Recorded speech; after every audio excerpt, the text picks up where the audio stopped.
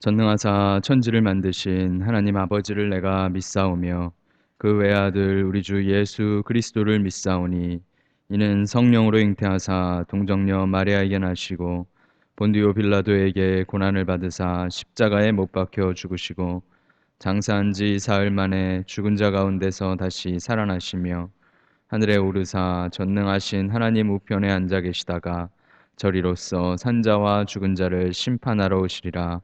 성령을 믿사오며 거룩한 공회와 성도가 서로 교통하는 것과 죄를 사하여 주시는 것과 몸이 다시 사는 것과 영원히 사는 것을 믿사옵나이다. 아멘.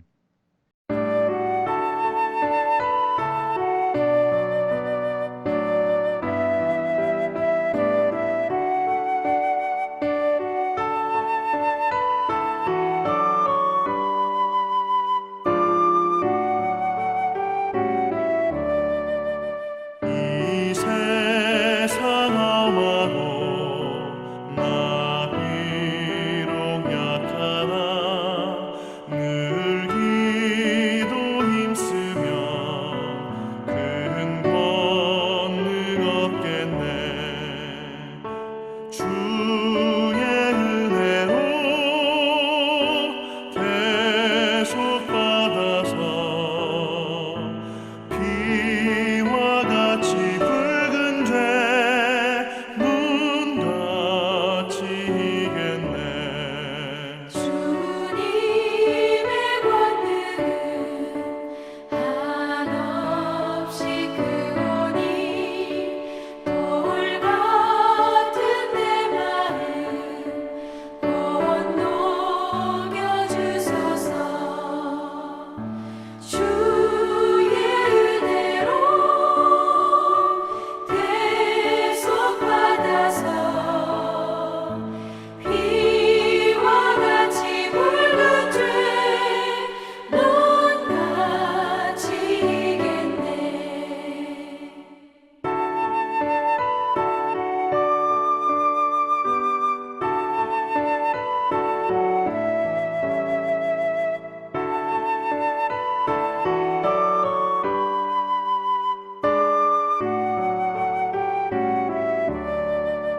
내 마음이 약하여 늘 넘어지오니 주 예수 힘주사 굳세게 하소서. 주의 은혜로 계속 받아서 피와 같이 붉은 죄 눈같이 이겠네. 죄 사함 받은 후 새 사람 되어서 주 앞에 서는 날 늘 찬송하겠네. 주의 은혜로 계속 받아서 피와 같이 붉은 죄 눈같이 이겠네.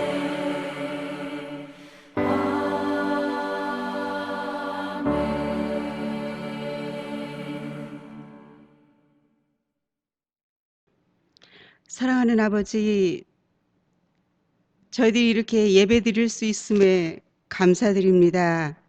저희들의 예배를 받아주시옵소서. 모이기를 힘쓰라 하시고 두세 사람이 주의 이름으로 모인 곳에 함께 하시는 그 아버지의 마음과 사랑을 알면서도 하나님, 지금의 저희들의 상황은 조심스럽고 어려워하고 있습니다. 예배드리는 것까지 정말 저희들이 너무 조심스럽고 어려워하고 있는 이때가입니다.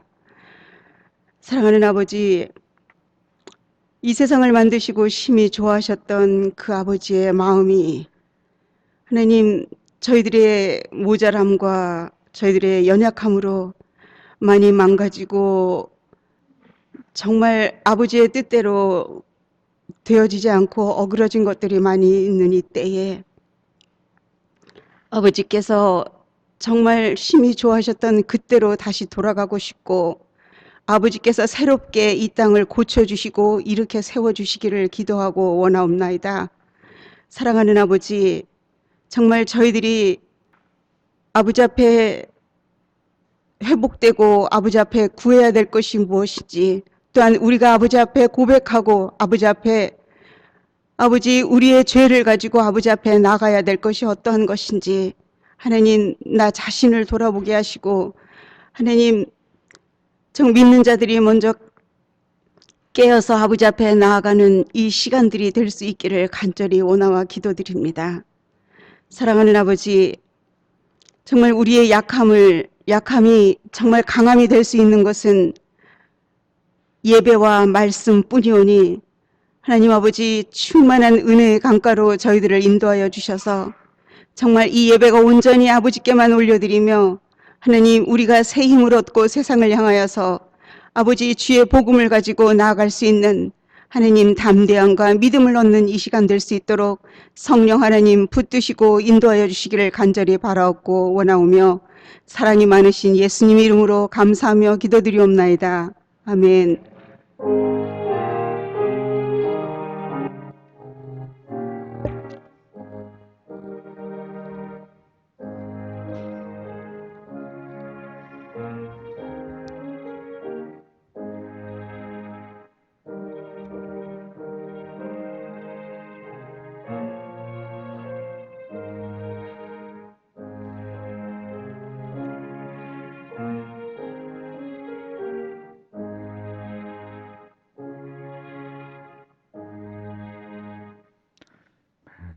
오늘 함께 보실 하나님의 말씀은 구약성경 사사기 3장 12절에서 17절까지의 말씀입니다. 사사기 3장 12절에서 17절까지의 말씀입니다.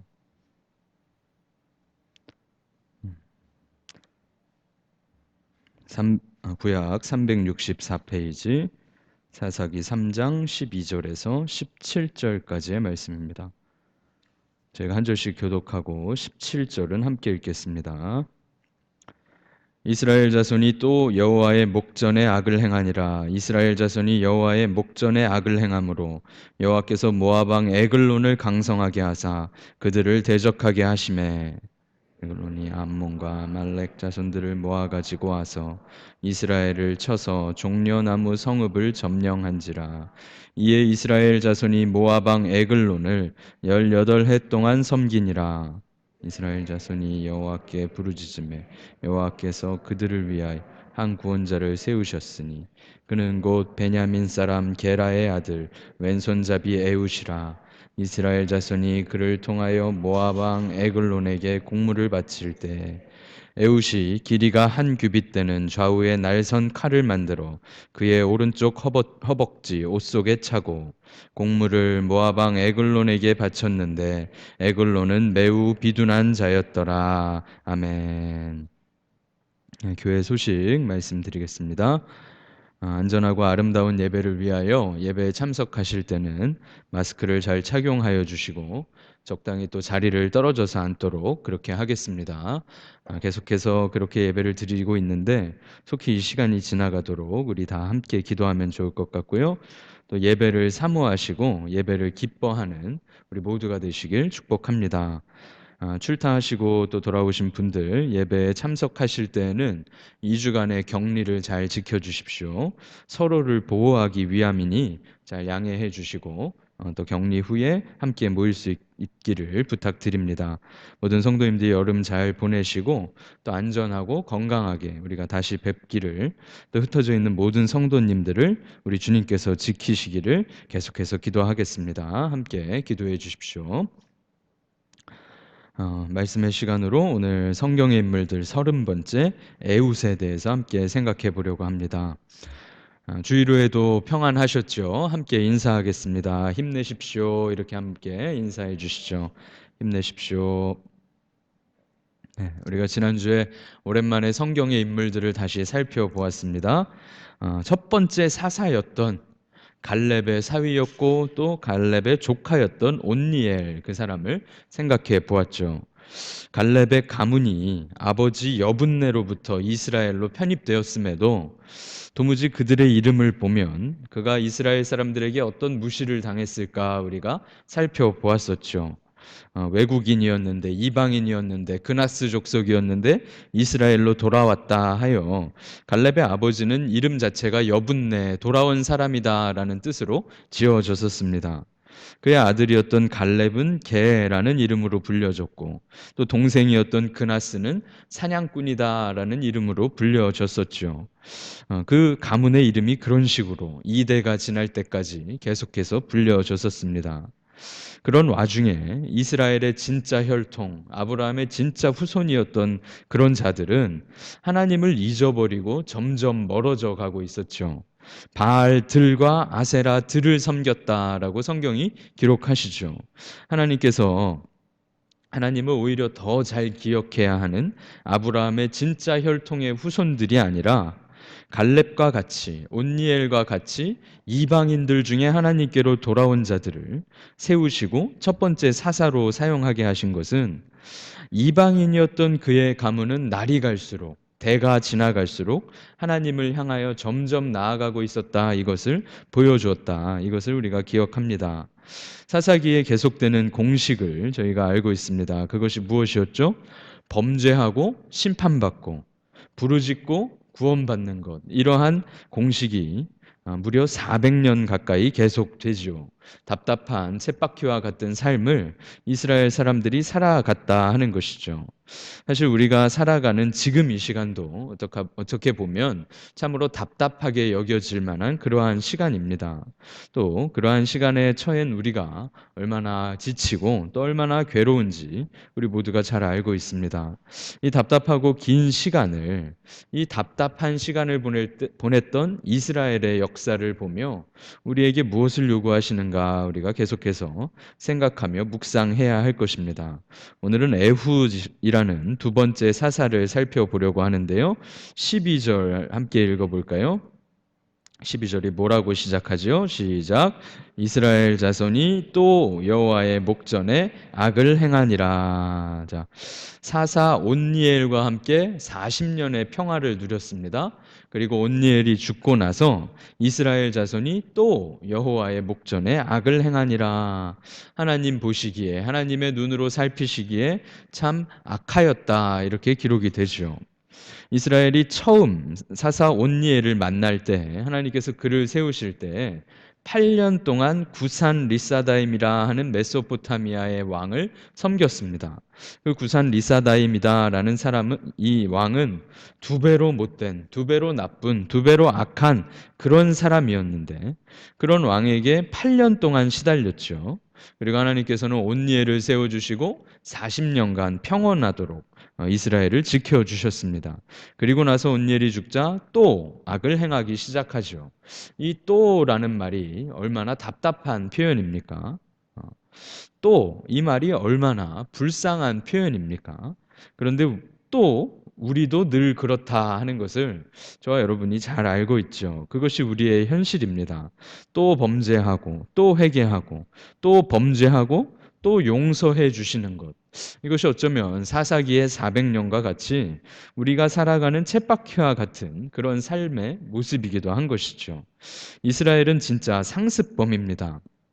그들은 가나안 땅까지 가는 여정 안에서도 그저께 홍해를 건너 놓고서 오늘 2박 3일 만에 물이 없다라며 원망하였던 사람들이 이스라엘 사람들이었죠.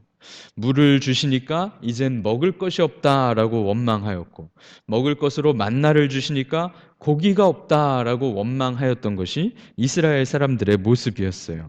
그들이 40년 동안 그랬고 또 사사기에서는 무려 400년을 그렇게 합니다. 또 원망하고 또 범죄하고 또 실수하는 것, 그러한 삶이 이스라엘의 삶이며 또한 우리의 삶이기도 하다 하는 것이죠. 이전에 우리가 역설들을 살펴볼 때 작은 자가 큰 것이다 이런 가르침을 주님께서 주셨는데 예수님의 제자들에게도 또 누가 큰지 서로 싸웠다 이러한 표현이 기록되어 있었죠. 또 싸웠고 또 누가 큰지를 관심 가지고 있었던 것이죠. 그것이 그리고 예수님께서 못 박히시기 전에 그러한 싸움이 있었다. 우리가 그것을 살펴보았습니다. 제자들도 이스라엘도 또 오늘 우리도 늘 또 실수하고 또 넘어지고 또 범죄하며 또 하나님을 잊어버리는 상습범들이다. 이것을 우리는 분명하게 기억해야 합니다. 그럼에도 또 용서하시는 아버지 하나님의 사랑이, 또 사랑해 주시는 그 주님의 자비가 우리가 어떠한 사랑을 받고 어떠한 삶을 살아가야 하는가, 이것을 생각하도록 하시는 것이죠. 하여간 이스라엘이 또 여호와의 목전에 악을 행하였다, 그렇게 시작하죠. 그러자 하나님께서는 이스라엘을 강성하게 해주시지 않고 이스라엘을 압박하는 나라들을 강하게 세워 가십니다. 모압의 왕 에글론을 강성하게 하셨다, 이렇게 오늘 본문이 기록하죠. 하나님께서는 분명히 역사를 다스리시고 국가들을 다스리시고 모든 민족과 모든 열방의 흥망성쇠를 다스리시는 분이시다. 이것을 하나님 이 표현을 통해서 우리가 알게 되죠. 하나님께서 뜻하신 대로 어떤 나라를 세우시기도 하며 하나님께서 뜻하신 대로 어떤 왕을 세우시기도 하며 하나님께서 원하시는 대로 강대국을 만드시기도 약소국을 만드시기도 한다는 것이죠.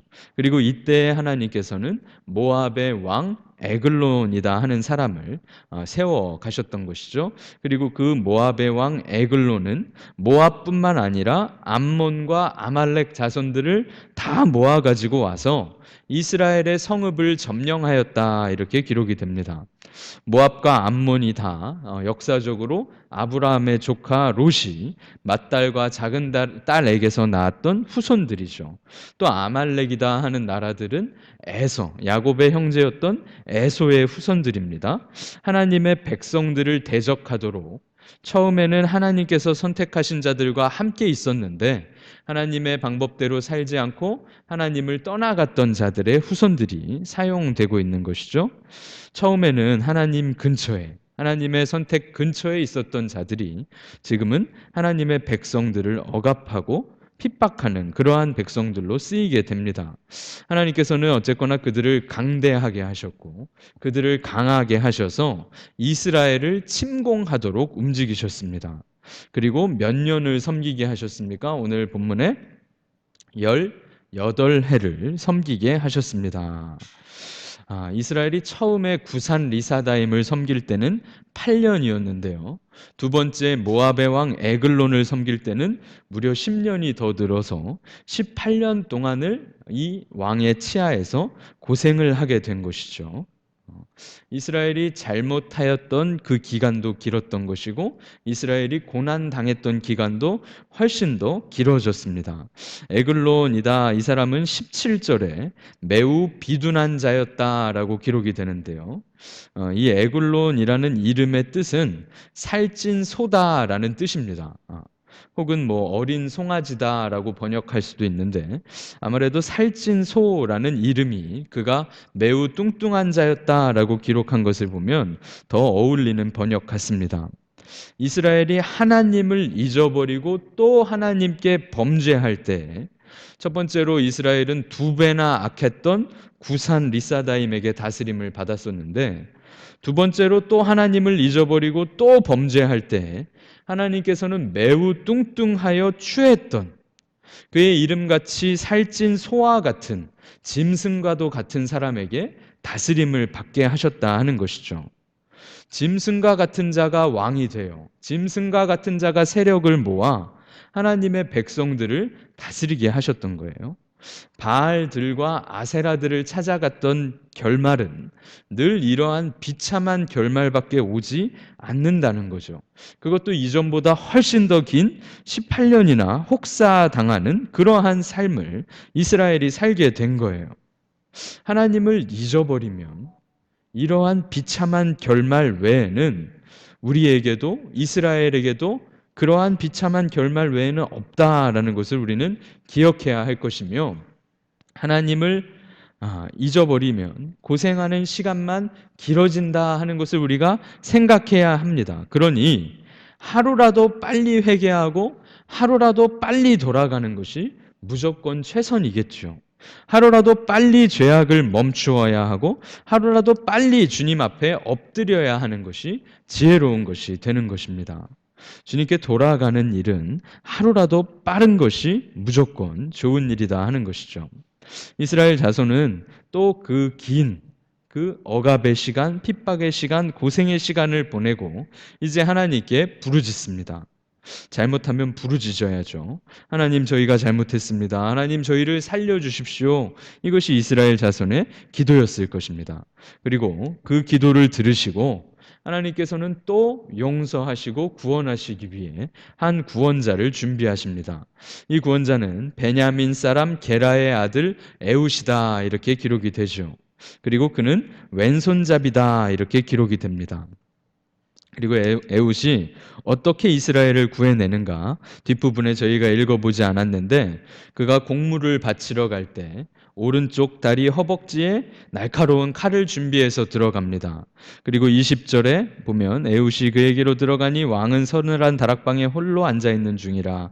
에웃이 이르되 내가 하나님의 명령을 받들어 왕에게 아릴 일이 있나이다 하매 왕이 그의 좌석에서 일어나니 하나님의 명령을 따라 이 이스라엘을 핍박하였던 모압의 왕 에글론을 독대하게 되죠.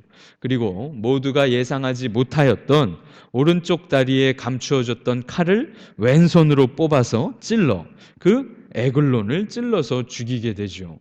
그 에글론은 매우 뚱뚱한 사람이었는데 이 에훗의 칼이 찔렀을 때 기름이 그 칼에 엉겼더라라고 기록이 됩니다. 짐승과도 같은 뚱뚱하고 비둔한 왕을 그렇게 암살에 성공하고 탈출하여 28절에 이스라엘 백성에게 에훗이 외칩니다. 나를 따르라, 여호와께서 원수 모압을 넘겨주셨다라고 외치며 이스라엘을 이끌고 모압 사람과 전쟁을 벌여 10,000명이나 죽이고 승리를 거두게 되지요. 그리고 우리가 30절 말씀을 함께 읽어보겠습니다. 30절 말씀이요. 시작. 그날이 모압이 이스라엘 수하에 굴복하매 그 땅이 80년 동안 평온하였더라.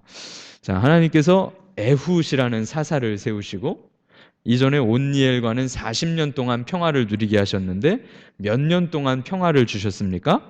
80년 동안 평화를 주십니다. 이 80년은 정말 놀라운 기간이죠.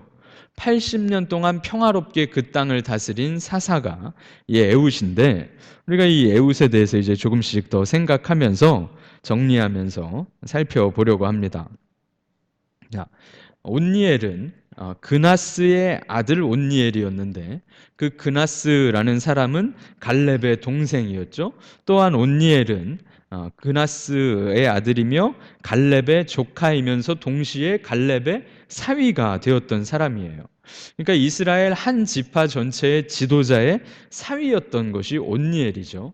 말하자면 우리가 그나스의 아들 온니엘이다 할 때 그들의 족보를 생각해 보며 그들이 이방인이었다가 이스라엘로 들어온 사람들이구나, 그들이 얼마나 멸시받으면서 살았을까, 이러한 것도 생각하게 되지만 동시에 그 온니엘이라 하는 사사는 갈렙의 조카이며 동시에 갈렙의 사위라는 아주 강력한 배경을 가졌다라는 것도 우리가 알 수 있죠.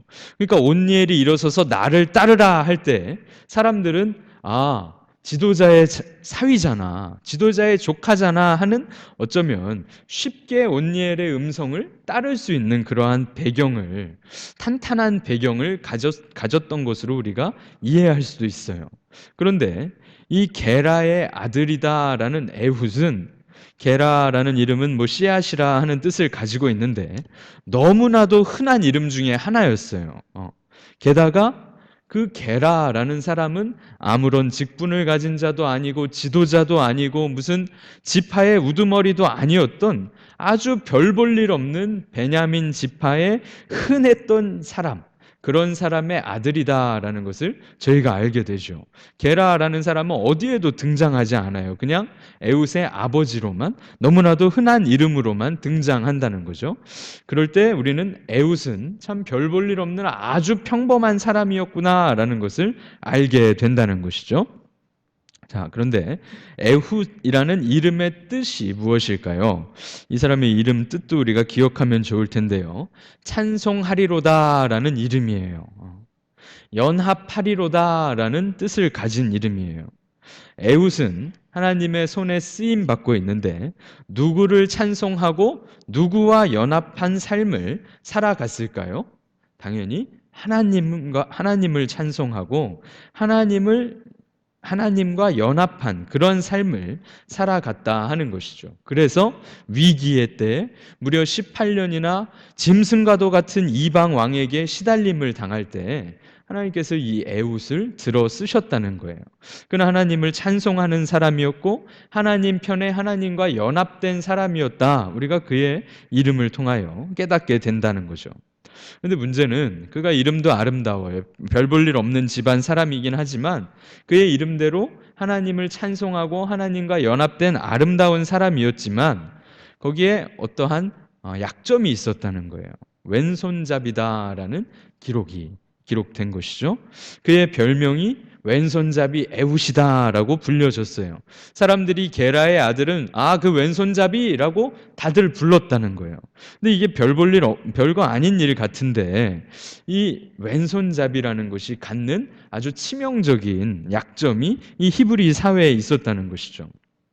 근데 요즘에는 그렇지는 않은데 한국에서도 예전에 어르신들이 아이들이 왼손으로 젓가락질하면 손등을 딱 때리면서 어딜 왼손으로 젓가락질하냐고 혼내시고 뭐 그런 얘기 해보신 적 있으세요?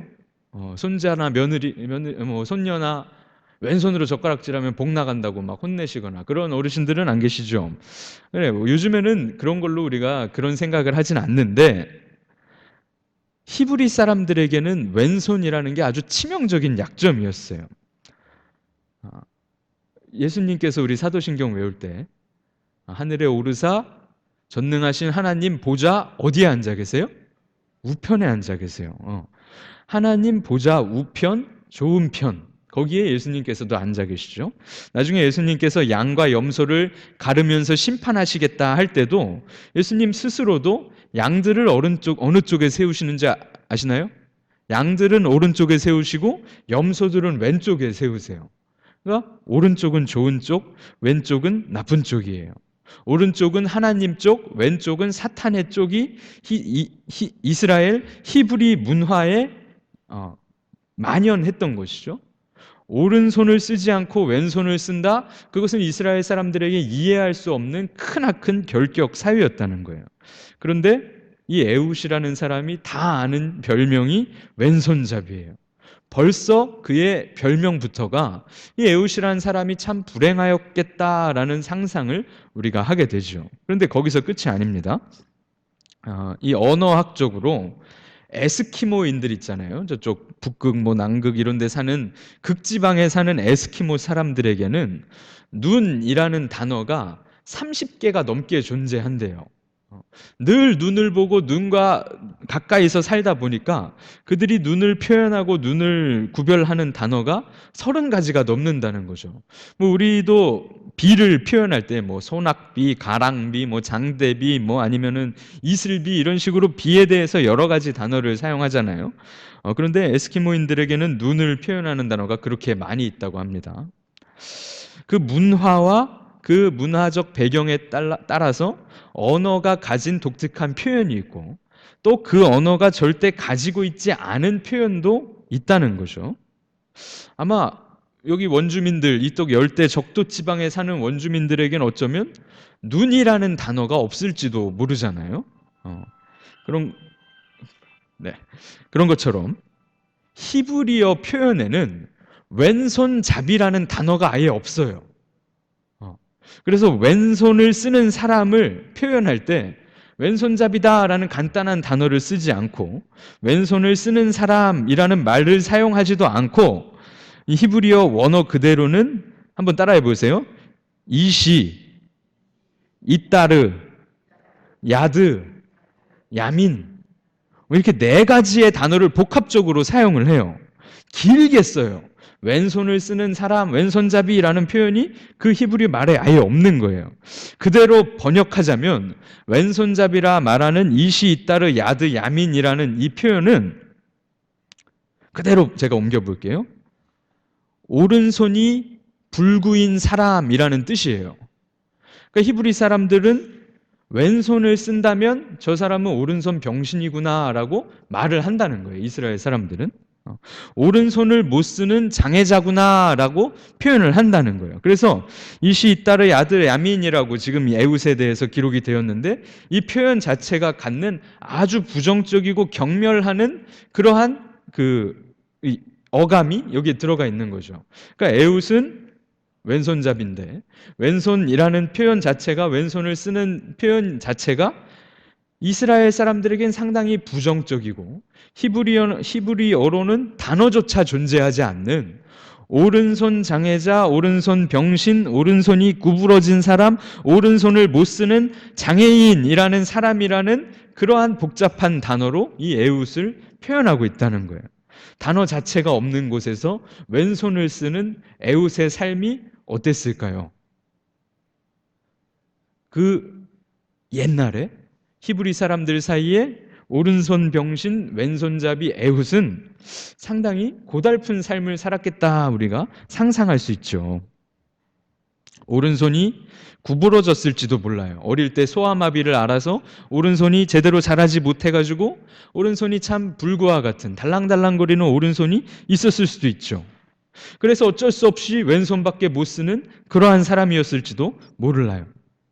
혹은 부상을 당해서 손을 잘라버려서 왼손밖에 없는 그런 사람일지도 몰라요. 그래서 옛날에 성화로 이 에훗을 그렸을 때 화가들이 그의 팔을 절단한 상태로, 그래서 오른팔 이 팔이 팔 자락만 팔락팔락거리는 그림으로 많이들 그리곤 했었어요. 하여간 그는 히브리 사람들은 상상하지 못하는, 오른손을 사용하지 못하는 그런 사람이었다는 거예요. 그래서 그는 부정한 사람이었고 무시받았던 사람이었고 고달픈 인생을 아마 살고 있었을 것입니다. 그런데 여기서 끝이 아니에요. 그의 출신 베냐민 지파를 우리가 또 생각해 보아야 합니다. 베냐민이 누군지 아시죠, 여러분? 베냐민은 야곱의 막내 아들입니다. 근데 문제는 베냐민의 엄마가 누군지 아시죠? 라헬이에요. 라헬. 우리가 예전에 라헬과 레아도 이 성경의 인물들을 살펴보면서 살펴보았었는데 라헬은 참 예뻤어요. 그래서 야곱이 라헬을 사랑했잖아요. 그럼에도 불구하고 믿음도 별로 없었던 것 같고 성품도 좀 별로였던 것 같아요. 그것을 우리가 어떻게 추정을 하냐 하면 레아는 남편의 사랑을 비록 잘 받지 못했던 여인이었는데 레아가 낳았던 자녀들은 르우벤과 각각 이 모든 자녀들의 이름을 하나님을 의지하며 지었어요. 하나님을 찬송하리로다, 영광 돌리로다. 자녀들의 이름이 다 그런 뜻을 가졌어요. 근데 라헬이 낳은 자녀들은 요셉과 베냐민이었는데 요셉은 더 주세요라는 뜻이에요. 참 탐욕스럽죠, 이름부터가. 그리고 베냐민은 사실 그 아들, 막내 아들을 낳다가 라헬이 난산 가운데 죽어버립니다. 그리고 숨이 끊어지면서 자신의 아들을 지은 이름이 베노니라는 이름이었어요. 그리고 그 베노니라는 이름의 뜻은 슬픔의 아들이다, 고통의 아들이다 라는 뜻이었어요. 그때 야곱이 자신의 아들의 이름을 그렇게 부정적으로 지을 수 없다, 그래서 베노니라는 이름을 베냐민이라고 바꿔주는데 이 베냐민의 뜻이 오른손의 아들이다 라는 뜻이에요. 오른손의 아들. 그러니까 베냐민 사람들은 오른손잡이였을까요? 왼손잡이였을까요? 당연히 이름 뜻대로 오른손 좋은 쪽, 행복한 쪽의 아들, 오른손을 당연히 잘 쓰는 지파가 베냐민 지파 사람들이었다는 거예요. 이게 참으로 우습죠. 그런데 오늘의 주인공 에훗은 그 오른손이 존경받고 오른손이 칭찬받고 오른손이 당연한 베냐민 지파에서 오른손 불구자였다 하는 거예요. 그의 삶이 어땠을까? 우리는 아주 이중삼중으로 참 그가 얼마나 괴롭고 얼마나 부끄러웠고 얼마나 한탄스러웠을까, 이것을 충분하게 상상할 수 있다는 거예요. 오른손이 당연한 이스라엘 사람들 가운데에도 오른손이 당연히 복인 베냐민 지파에서 오른손의 아들들 가운데 오른손 불구자 에웃이 있었다는 거죠. 그리고 하나님께서는 그를 불러 쓰시고 그를 사사로 세우셔서 그를 통하여 이스라엘에게 평화를 주셨는데 무려 80년이나 평화를 주셨다는 거예요. 이것이 얼마나 멋있어요. 여러분, 이것이 진짜 아름다운 것 같아요. 하나님께서 그렇게 들어 쓰시는구나. 하나님께서 그의 인생을 송두리째 바꿔주시는구나. 이것을 저는 이 본문을 통하여 분명히 보게 됩니다. 사랑하는 성도 여러분, 하나님의 쓰심은 어디에 달려 있습니까? 자신의 능력, 자신의 재능, 그의 열심에 달려 있는 것이 아닙니다. 쓰실 수 없는 장애자를 쓰시는데 하나님의 놀라움, 그 역사하심이 있다는 거예요.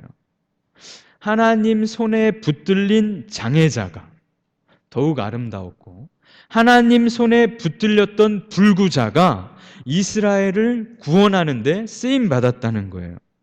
그러니 우리는 어떠한 자가 되어야 합니까?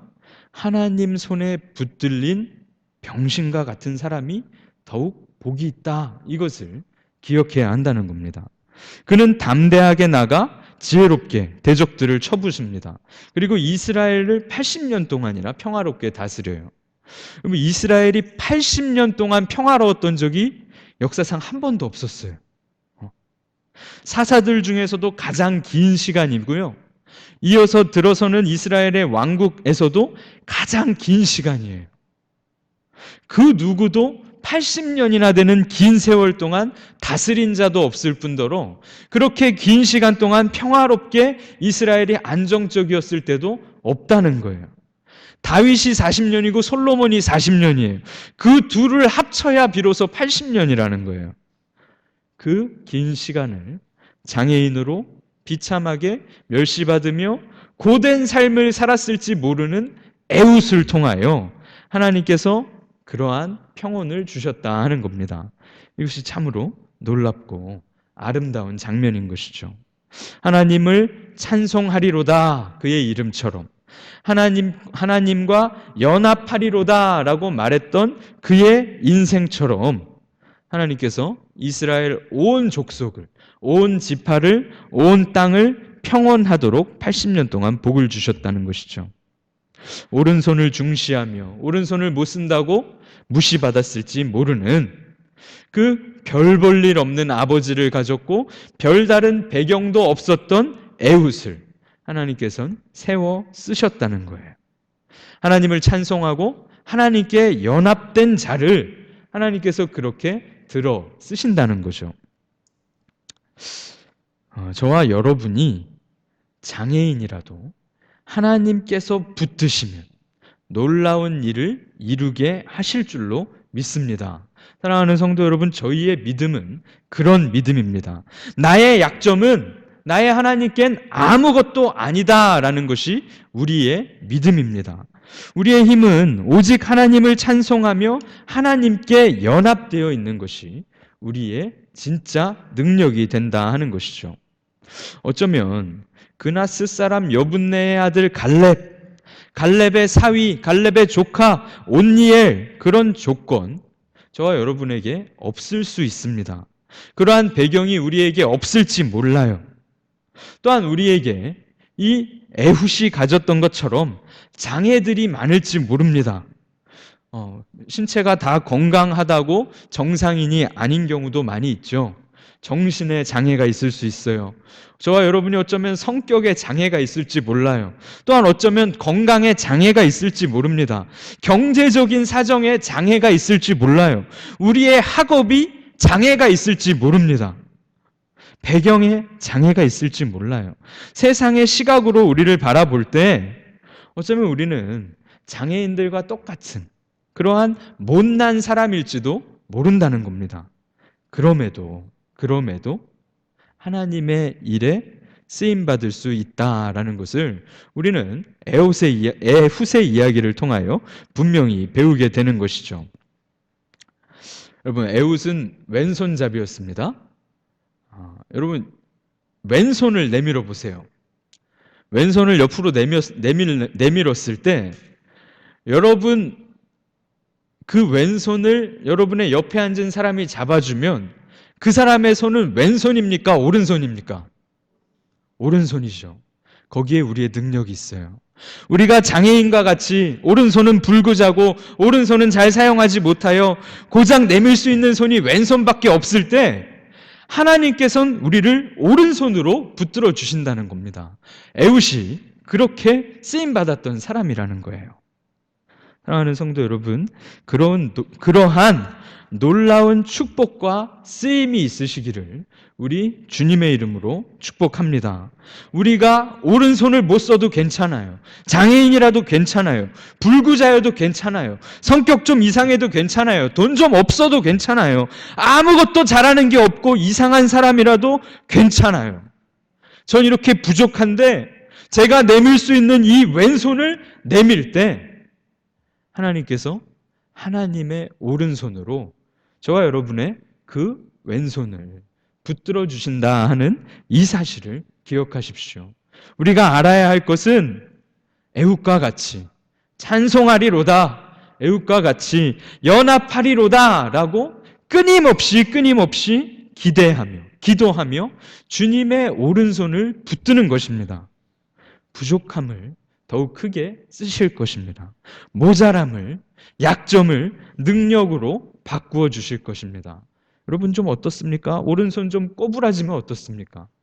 하나님 손에 붙들렸던 에훗을 통하여 이스라엘 역사상 가장 긴 평화를, 가장 긴 평온을, 가장 긴 다스림을 그 장애인을 통해서 베푸셨던 우리 아버지 하나님을 기억하십시오. 그분의 오른손을 붙드십시오. 당당하게, 담대하게, 지혜롭게 주님의 영광을 드러내시고 주님의 높으신 이름을 찬송하시며 주님의 오른손을 여러분의 왼손으로 꼭 붙들고 돌아가시는 우리 모든 사이판 한인 장로교회 성도님들 되시길 주의 이름으로 축원합니다. 우리 함께 기도하겠습니다. 은혜로우신 아버지 하나님, 왼손잡이 에훗은 불구자였습니다. 장애자였습니다. 멸시받은 사람이었으며 결격 사유가 있는 사람이었으며 결코 지도자로 설 수 없는 사람이었습니다. 그러나 그의 왼손을 하나님께서 오른손으로 붙들어 주셨을 때 그는 그 누구보다도 긴 평화의 시대를 이스라엘에게 선물해 주었고 그 누구보다도 아름다운 80년이라 하는 시간을 이스라엘이 살아갈 수 있도록 쓰임 받았습니다. 그 강대한 짐승과도 같은 모압의 왕 에글론을 처단할 수 있었고 이스라엘 사람들에게 나를 따르라 라고 말할 수 있었습니다.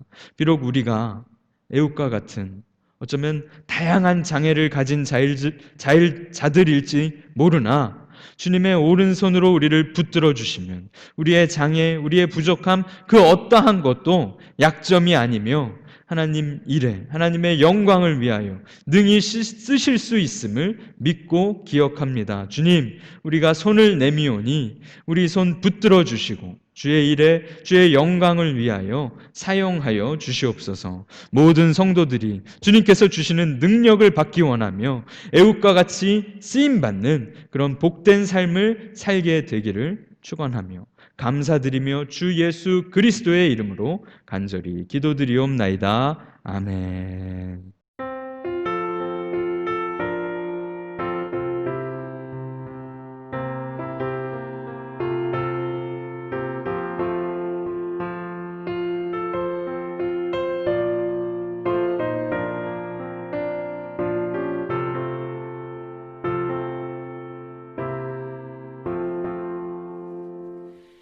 예수 나를 오라 하네 예수 나를 오라 하네 어디든지 주를 따라 주와 같이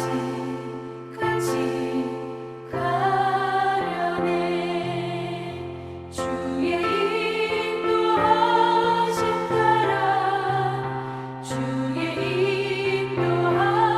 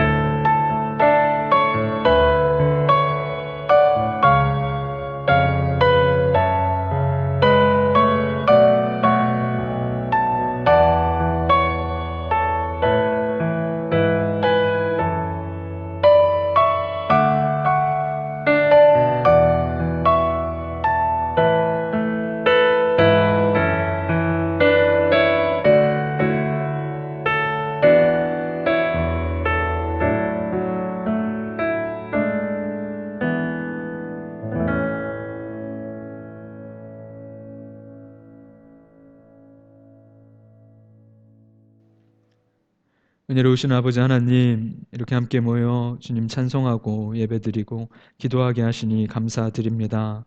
장애자요 불구자였던 에웃은 하나님을 찬송하리로다 고백하는 자였으며 하나님께 연합된 자였습니다. 그의 장애에도 불구하고 멸시받았던 삶에도 불구하고 아버지 하나님께서는 그를 들어 쓰셨습니다.